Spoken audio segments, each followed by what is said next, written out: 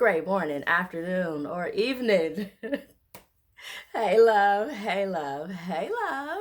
I am Jessie C. Love, also known as Teacher Love, Coach Love. This is the Love Your Health, Love Your Life, Love Yourself education and information segment with love naturally. Thank you to those who finished watching or watched the segment that I did with Card Logic on grief and coping with grief and the various emotions that come with grief. I do appreciate you. By the time that we got off of the segment, there were at least 626 views with that. So I do pray that I said something that will help you or a loved one. On my personal page, the 20 of you that I saw that had viewed it, thank you. I appreciate your views. And by all means, feel free to comment on either video. Thank you, Derek Jones, for allowing me to come on your segment and to talk with your viewers. I am not making any medical claims to cure, mitigate, diagnose, treat, or prevent any disease, disease, or health issue that you may be going through. I do research, and these are from personal experiences as well as talks that I have with other people. Please do your own due diligence with your research before you partake in anything that I present or you discontinue using anything that I present, and consult your medical professional as needed. This is a recording because, as I stated earlier, I talked about grief with a fellow friend and social media advocate for mental health. And I realized that third Wednesday is coming, so I can go to my grief group and just check in. So I'm going to do that today and go see what it is I can learn, who I'm supposed to reach, and what they can also give to me. So this is a recording. I'll come back and see if anyone makes any comments. July is known as National Minority Mental Health Awareness Month. So, Monday, Wednesdays, and Fridays in July, I'm doing some segment on mental illness or mental health because we need to talk about it. Blank, blank. And it may not be for you, it may be for someone else. So, by all means, please share, like, comment on the video. We need to stop the stigma and get away from, well, I don't want to talk about it. I don't want to share because I don't know what someone may think. And I feel we need one another. If we talk about it and share our stories, then it lets someone else know that they're not alone and that recovery is possible. And you never know who it is that you may save. So, what I'm going to talk about today is dealing with mental health crisis when it comes to having to call emergency services. I am a National Alliance on Mental Illness certified facilitator and advocate with NAMI, as well as a youth mental health first responder. So, in addition to that, I'm an advocate for myself. There's facts about mental illness that I want to share with you. 1 in 5 adults in America experience a mental illness, and that's because mental illness is not always what we think. Nearly 1 in 25 in America live with a serious mental illness. And by serious, that can be schizophrenia, bipolar 2, the other serious mental health crisis and illnesses. I am not starting this over. Y'all excuse me, I had a moment. But the more serious mental illnesses, 10 million Americans suffer that and experience it. 1/2 of all chronic mental illness begins at the age of 14, from what they say. 3/4 by the age of 24. The brain doesn't fully get developed until 24. And now what we're seeing is environmental situations as well as sometimes biology. Mental illness can start a lot earlier than 14.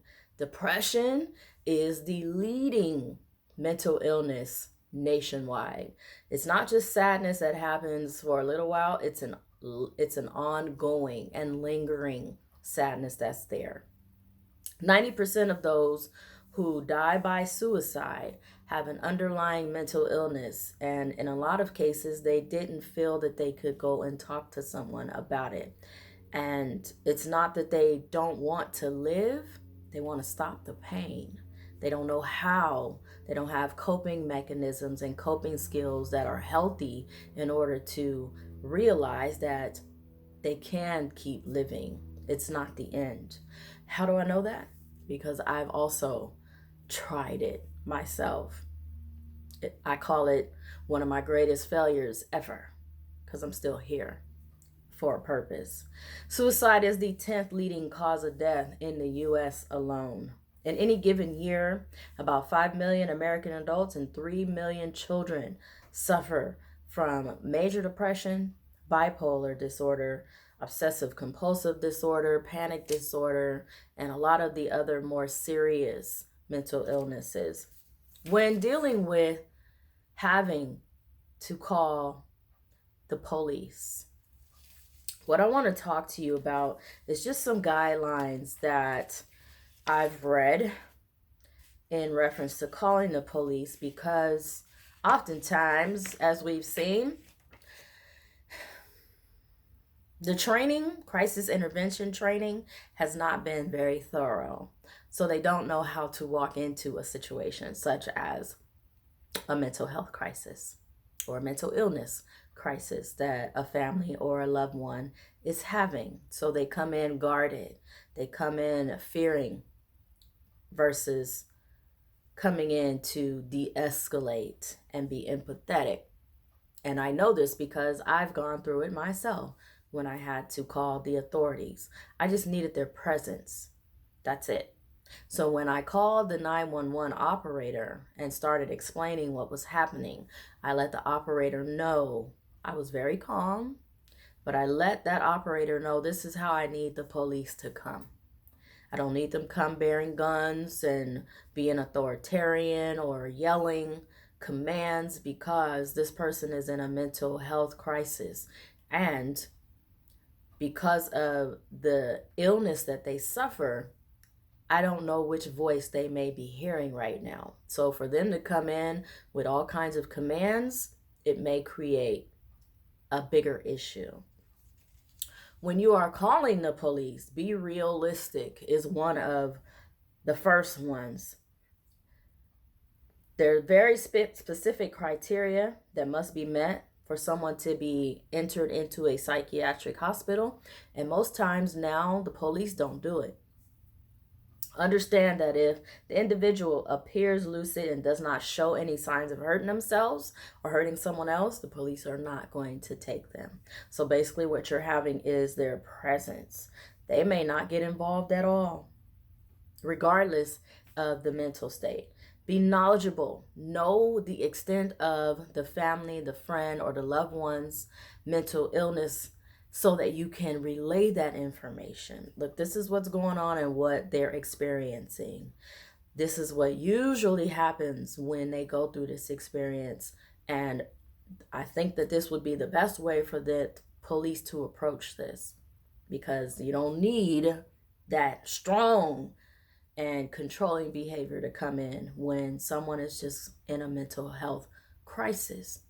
They just may need somebody that shows some extra authority, and you have to be knowledgeable about the person's mental disorder. You have to know. In any case, the law basically says the police have the discretion of whether or not they're going to assist in that. And we're hopeful that when they do, they don't cause more damage. Be prepared and understand that the police don't have to take a lot of time to consider what their decision is going to be. Be objective and factual in it, such as medication, whether or not your friend, loved one, or family member has ever been threatening and how they've been threatening, so that they can de-escalate Prayerfully, they will send someone who's had some crisis intervention training so that they come in knowing, okay, this is how I'm going to work this. Be honest with the dispatcher that you call for 911 so that if your loved one, your family member, or friend is on drugs and they're hallucinating, you tell the dispatcher that so they make the police aware of that. Look, they're hallucinating, and when you come in, they may see four of you. They may think you're a monster. They may think you're trying to hurt them, which most of the time, those who suffer or experience a mental illness, they're not violent. They're basically trying to protect themselves because they don't know what's real and what isn't. They don't know if the person that's coming at them is trying to hurt them. And we all have that natural tendency to protect ourselves. All right? If you're taking notes, you have a journal, you have emails, you have doctor notes and visits and what has transpired, that is very helpful versus trying to go off memory. This is what they did yesterday. If you're the caretaker for someone who has a mental illness, be very watchful and attentive. They haven't taken their meds because they didn't want to take them, and notice the changes in behavior. I'm not a proponent for medication. However, a mental illness is a brain disorder or a brain disease that you don't see. And some people need the medication because there's a chemical imbalance that's happening.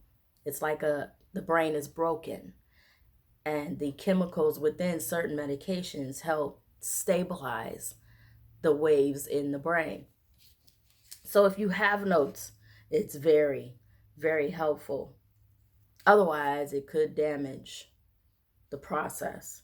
Be cooperative, because the more that you can do that and help the police, then prayerfully they're listening to you. You know, they're servant leaders. They're serving and protecting. They're empathetic. They're willing to see how they can help you and the family member, loved one, or friend. Otherwise, it's going to be difficult for everyone, and it creates a crisis. Consider other options. If the police aren't necessary and you are able to take your loved one, friend, family member to the hospital yourself, then do that. Because again, you don't know who it is you're going to get when they come in that uniform. And if they haven't been trained with handling a crisis like that, they're not going to be empathetic most of the time. It's not unusual for someone with a mental illness to go through various cycles. It's very possible. A lot of us have illnesses and disorders and something going on with ourselves, and we don't want to admit it. It's time to admit that. We all have some kind of issue going on. We all do. Whether or not we get help is what's lacking or can help. Get a community support team.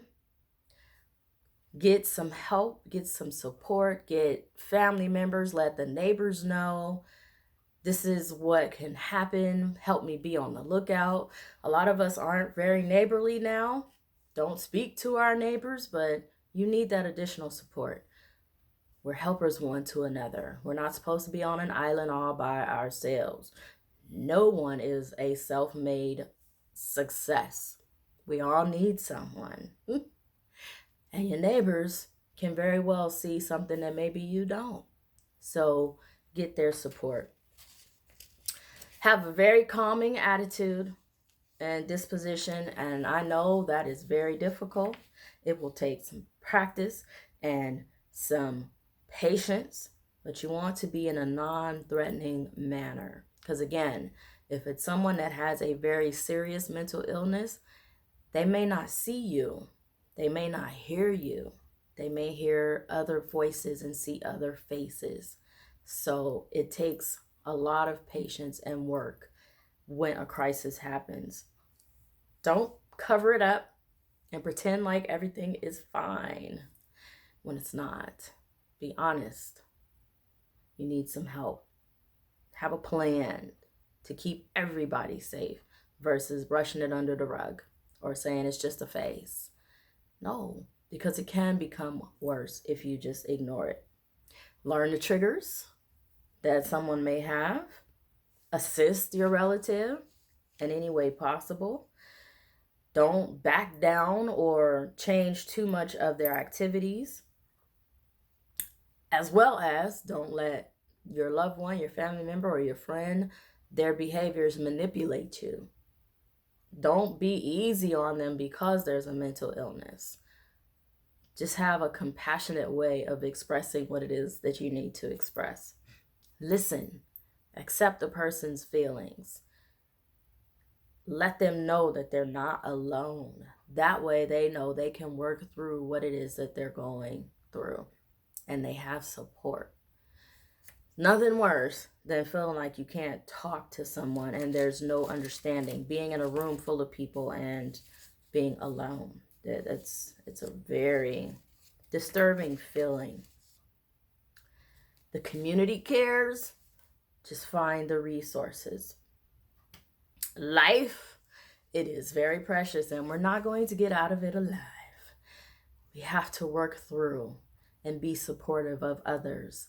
And it's okay to go and get help. When we share our stories, we let other people know that they're not alone. I experienced depression, anxiety, anger, and PTSD, which is known as post-traumatic stress disorder. And like I said earlier, I'm going to my grief group because I didn't even know grief was a part of mental illness. If we don't go through the process of learning how to have coping skills that don't cause destruction, which is harm to ourselves or anyone else, then we'll carry that on to other parts of our lives. And it may become a physical illness as well as what's going on with our mental illness. I want to end with those of you that are in the Sacramento area, Elk Grove area, and you have the time to come to a town hall on July 24th. NAMI, the National Alliance on Mental Illness, they're having a free multicultural town hall. It is from 5:30 p.m. to 8:30 p.m. at the Fruit Ridge Community Center. The address is 4625 44th Street in Sacramento. It's a call to action and access for minority groups to have mental health and mental illness resources. There will be a variety of panelists there. And if the response goes well, what NAMI would like to do is to be able to have a course for families to come in and learn how to support not only the family member or friend, relative that's going through a mental illness, but also learn how to do self-care. And I've agreed to co-facilitate that group. So we need you to come out and let it be known that you want that in the community. It's a free group. The town hall is free. So we need you to come out so we can get that going, to bring us together to start talking about mental illness and supporting it. All right? That's July 24th, which is a Wednesday night, 5:30 to 8:30.